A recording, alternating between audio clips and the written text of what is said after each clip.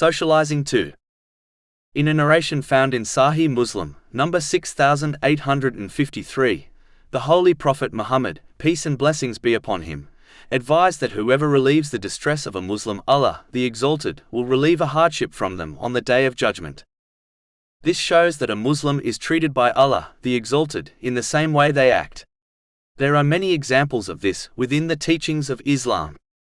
For example, chapter 2 Al-Baqarah, verse 152. So remember me, I will remember you.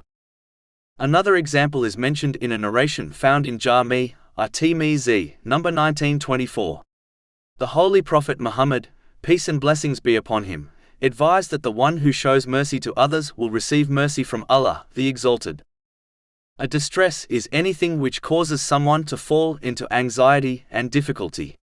Therefore, the one who eases such a distress for another, whether worldly or religious, for the sake of Allah, the Exalted, will be protected from a hardship on Judgment Day by Allah, the Exalted.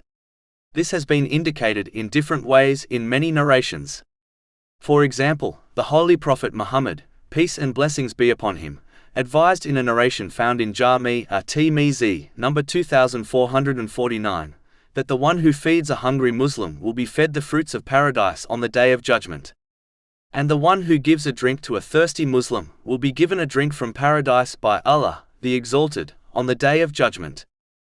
As the difficulties of the hereafter are much greater than those found in the world, this reward is held back for a Muslim until they reach the hereafter. This also indicates that a Muslim should always be more concerned with the hardships of Judgment Day over the hardships of this world. One must always remember that the hardships of this world will always be temporary, less severe and less far-reaching than the hardships of the hereafter. This understanding will ensure they strive hard in the sincere obedience of Allah, the Exalted, in order to avoid the hardships of the hereafter. Another thing mentioned in the main narration under discussion is that whoever conceals the faults of a Muslim will have their faults concealed by Allah, the Exalted, in both this world and the next. This is quite evident if one ponders over it. The people who are accustomed to exposing the faults of others are the ones whose faults are made public by Allah, the Exalted. But the one who conceals the faults of others is considered by society as someone who has no obvious faults. There are two types of people in respect to this advice. The first are those whose wrong actions are private, meaning this person does not commit sins openly nor exposes their sins in a boastful manner to others. If this person slips up and commits a sin which becomes known to others, it should be veiled as long as this does not cause harm to others. Chapter 24 An-Nur, verse 19. Indeed, those who like that immorality should be spread or publicized among those who have believed will have a painful punishment in this world and the hereafter.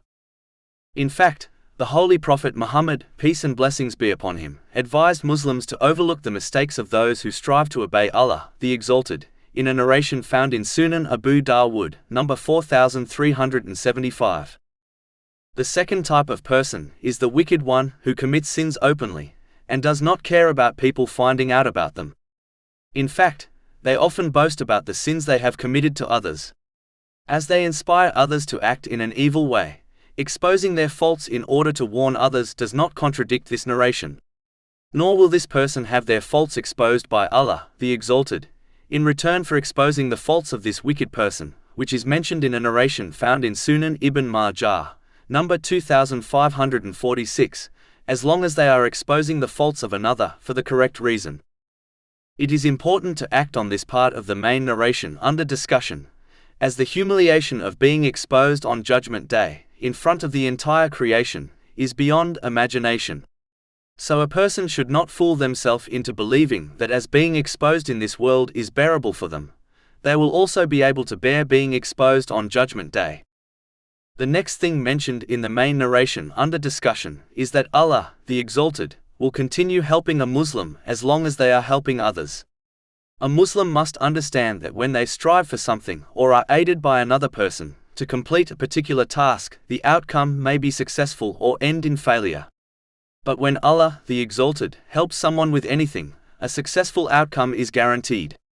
It is important to note that this divine aid is obtained when one aids others in both religious and lawful worldly matters. In addition, A Muslim must help others for the sake of Allah, the Exalted, if they desire this reward. This means they should not expect, hope, nor ask for any signs of gratitude from who they are aiding. Muslims should therefore, for their own sake, strive to help others in all good things, so that they receive the help of Allah, the Exalted, in both worlds.